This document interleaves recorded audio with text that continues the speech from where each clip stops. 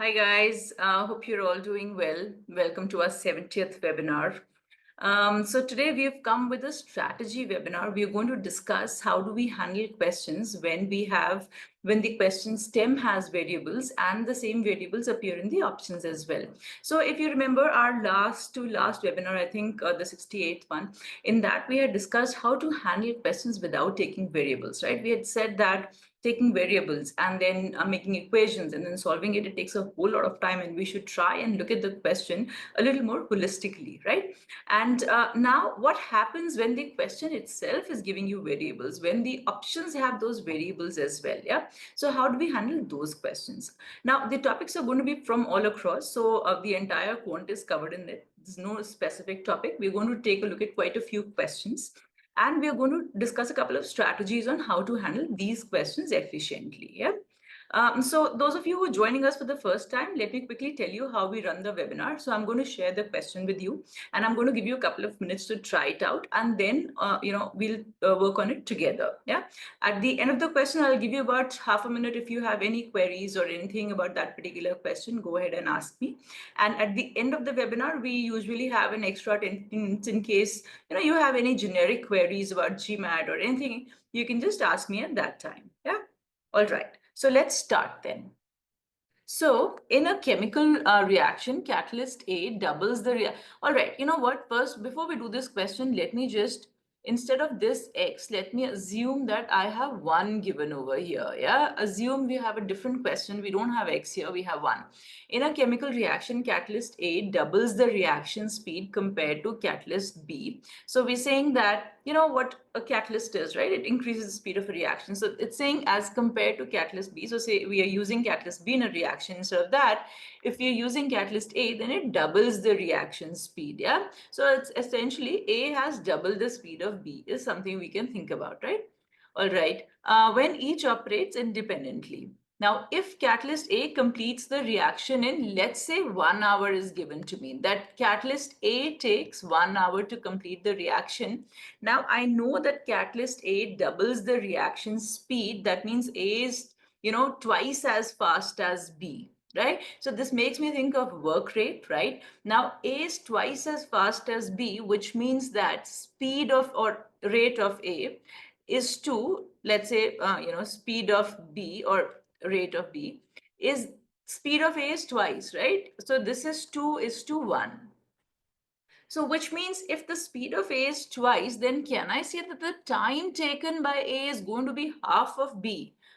Isn't it? Because if the same reaction has to be done, time taken by A is to time taken by B is going to be in the ratio 1:2. We have done this, right? This is the relation, how we use ratios and how we solve all our time, speed, distance, work rate, etc. questions using this ratio.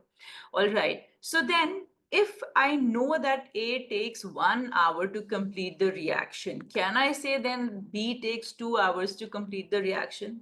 I'm saying X is not given to me, yeah? Okay, how many hours will it take for the reaction to complete if both catalysts are used together with their effects combining additively? So they're saying that if both catalysts are, being used, so essentially they're saying that this is exactly like a work rate problem, that the rate of catalyst A is double the rate of catalyst B, and that, catalyst A alone takes 1 hour, which means I know that catalyst B alone takes 2 hours then. And if both of them are working together, then how long will it take? It's a simple then work rate question. This is how, we pretty much start off with work rate, right? Okay. So I'll say 1 plus 1 upon 2, that is equal to, what is this 1 plus 1 upon 2? When we do work rate, we talk about rates, right? We say rates are additive, right? So I can't say that if A and B are working together, they take 3 hours. Of course not. They take less than 1 hour, in fact, right? Because A alone takes 1 hour. So, but I say that the rate of A is 1. It is inverse, right? Rate is equal to, it is inverse of the time taken when one work is done, right? So then the rate of A is your 1. Rate of B is 1 upon 2. 2 is the time taken by B.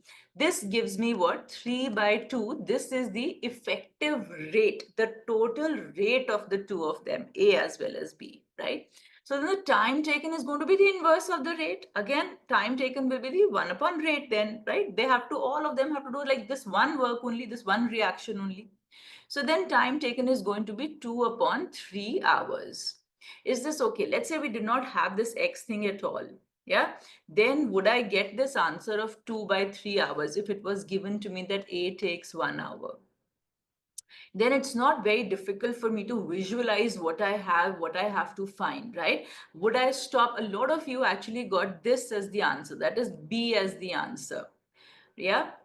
Why is that? Because, I think that you got to the point where you said, all right, time taken by A is X hours, time taken by B is then 2X hours. And then you said, fine, then that means rate is 1 upon X. Plus you said rate is 1 upon 2X. And then you said that this is equal to what? 3 upon 2X, right? So then how did you guys get 3X by 2?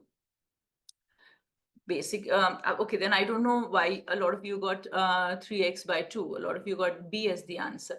Okay, in any case, so the actual answer over here is this is my combined rate. So I have to actually find the time because it says that how many hours will it take for the reaction to complete if both work together, right? So then I have to flip it. I have to get 2X upon 3 over here. So my answer over here is going to be 2X upon 3. Yeah. All right. Now tell me one thing, and think about it for a moment. Would most of you have done the question if instead of X, I had 1 given to me? I'm guessing that most of you would have, done it and would have thought it as a relatively easy or easy to medium question, right? It's not a hard question in that case, yeah? What makes it hard is that one variable, then where I have to form equations thinking about how that variable is related to other things, and it's not obvious. I forget about the hours, that it is actually giving me the hours. Now I've got the rate, now I have to find the hours, so I have to flip this, etc. Yeah, this is very common. Yeah, this happens. So then one way in which, when I have a variable given to me in the question stem and the same variable is reflected in the options as well, what will I do? I'll plug in values. Yeah, so for example here I'll just say complete the reaction in X hours. I'll take the simplest number that I can think of. I'll say, okay, 1 hour. Yeah, all right. A completes the reaction in 1 hour. And then I'm going to try and solve my question in the usual way. Then whatever answer, I got 2 by 3 hours over here. Now I'll just plug in 1 in the options and see which option gives me 2 by 3. So I know that A gives me 2 by 3. Yeah. Now look, remember, it can also happen that there are more than one options that give you 2 by 3. Right? There it is, like for example, what if there is an option which says 2x square by 3? Now I don't know, when I'm putting 1 over here, this is also giving me 2 by 3. I'm putting 1 here, this is also giving me 2 by 3. Right? So then how do I know which is the answer? So in that case, I cannot just go ahead, right? I don't have my answer yet. Then I have to put x equal to 2 and check. Yeah. So this could be a reason why you might, if you look at the answers and if you see that, if you look at the options and if you see that, putting 1 could give me, for example, if I'm assuming that x is equal to 1, here I take a look and yeah, everything is different, so no worries. But if I see that the options are pretty close and putting 1 is going to give me, could be giving me multiple answers, so then I'm not going to take 1, then I'm going to take 2. Yeah, I mean, I try to take as simple a value as possible, but then that a very simple value. For example, I love to take, if it is allowed, I love to take the number 0 as the value of the variable. Normally in real life situations, it's not allowed. So then, okay, 1. But then be prepared that when I take a very simple number, even though my calculations are extremely simple, but then I could get multiple options which are correct in that case. Yeah. So what do we do? If we have variable in a question stem and the same variable in the options as well, we plug in a value and then we try to solve it as a question where these kind of values are given to us. And then we plug in the options and we see which one works. Yeah. All right. Another thing now, here in this question, we shouldn't have actually solved anything. This, in spirit of what we did in WW68, let's look at it a little more holistically and not looking for the solution. Yeah. It says catalyst A doubles the reaction, catalyst B, whatever, it has double the reaction speed. Yeah. If catalyst A completes the reaction in X hours, so catalyst A alone takes X hours. How many hours will both the catalysts working together take? Can I say for sure that if X is 1, for example, the both together will take less than 1 hour? Because when A is working alone, then it is taking 1 hour. If both of them are working together, the time taken will definitely be less, right? So then look at the options. I have 2x by 3. This becomes less than 1. Here, 3 by 2. This is not less than 1. This cannot be the answer. 3 cannot be the answer. 3 by 2x cannot be the answer because this becomes 3 by 2 hours.